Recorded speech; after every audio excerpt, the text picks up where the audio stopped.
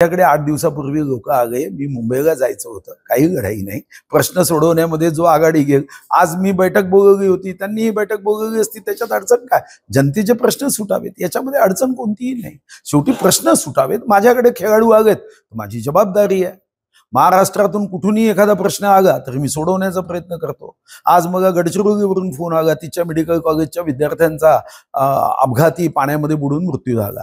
तर आता मी त्यांनाही सीएम फंडातून पैसे देण्याचा मान्य केलं आणि सीएम साहेबांशी बोलून मी त्यांना मदत करतोय. शेवटी जेव्हा एक महाराष्ट्र विधानसभा सदस्य म्हणून जेव्हा एखादा विषय आपल्याकडे येतो आणि लोक आपल्याला विश्वासाने येतात, तेव्हा त्यांना मदत करणे याच्यात घडाईचा काय विषय आहे? त्यांनी 1000 प्रश्न सोडवावेत, माझा काही आक्षेप नाही. त्याच्यावरून तुम्ही लक्षात घ्या की भारतीय जनता पार्टी हे लोकोपयोगी कामासाठी किती सजग आहे.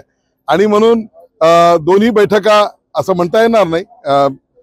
बैठक एकच झाली, जे जिल्हाधिकारी कार्यालयाचं जे नियोजन आपलं हे आहे 20 कलमी सभागृह, त्या ठिकाणी खेळाडूसह सर्व लोकप्रतिनिधीसह त्या भागातल्या असलेल्या सामाजिक कार्यकर्त्यांसह आम्ही त्या ठिकाणी बैठक घेतली आणि जिल्हाधिकाऱ्यांनी आम्हाला आश्वस्त केलं की त्या ठिकाणी बांधकाम होणार नाही.